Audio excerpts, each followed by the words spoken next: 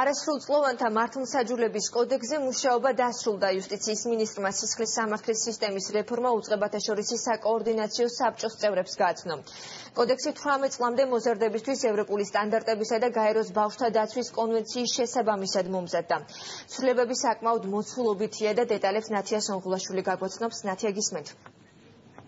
იცვლება დაკითხვის წესი, არასრულწლოვანებს პირდაპირ დაკითხავენ სასამართლო დარბაზში, ასევე იცვლება სასჯელის სახეები, უადო პატიმრობა უქმდება და შემოდის შინაპატიმრობა, ასევე არასრულწლოვანი წინასწარ პატიმრობაში 60 დღის ნაცვლად იქნება 40 დღე, ბრალდებული კი 9 თვის ნაცვლად იქნება 6 თვე, ასევე პროექტის მიხედვით სასჯელის მოხდის შემდეგ არასრულწლოვანს ეხსნება ნასამართლეობის სტატუსი, მოსამართლე არასრულწლოვანს, რომელსაც არ აქვს დამოუკიდებელი შემოსავალი, ვერ მიუსჯის გირაოს ან ჯარიმას. პროექტის ფარგლებში გადამზადდებიან პროკურორები, პოლიციელები, გამომძიებლები და მოსამართლეები.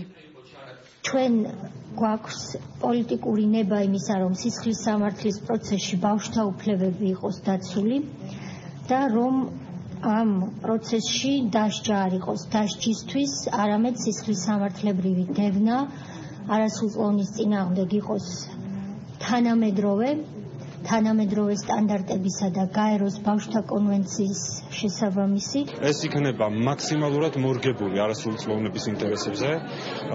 იგი იგეგმება სხვადასხვა ახალი ინოვაციები, რაც ძირითადად განპირობებულია ევროპულ სტანდარტებთან მიახლოვებაზე. ეს იქნება ძალიან მნიშვნელოვანი ძირეული ცვლილებები.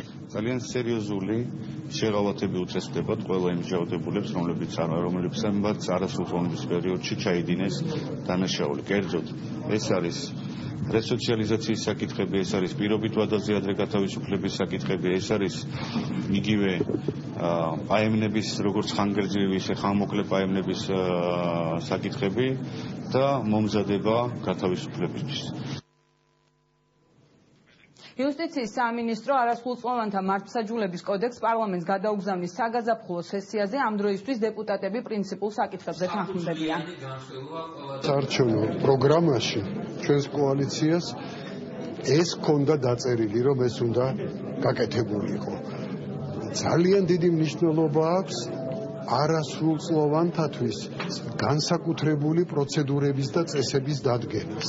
იმედი მაქვს, რომ კოდექსის მიღებით საფუძველი ჩაეყრება ამ სწორ მიდგომას და თანდათანობით ჩვენც გვექნება ის, რაც მიღებულია ცივილიზებულ სამყაროში. ცალსახად შეიძლება ითქვას ჩემის აზრით, რომ არასრულწლოვანთა მართლმსაჯულების სპეციალიზაცია მხოლოდ წაადგება სრულფასოვანი და სამართლიანი მართლმსაჯულების განხორციელებას ჩვენ ქვეყანაში.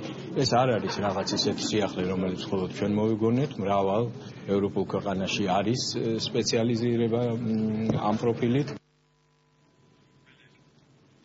იუსტიციის სამინისტრო კოდექსზე მუშაობდა დაახლოებით 1 წლის განმავლობაში და მასში ჩართულები იყვნენ ფსიქოლოგები და საერთაშორისო ექსპერტები. ქორთიარდ მერიოჩიკი შეხვედრა ამ დროისთვის უკვე დასრულებულია. ეს იყო ნათია სონღულაშვილი.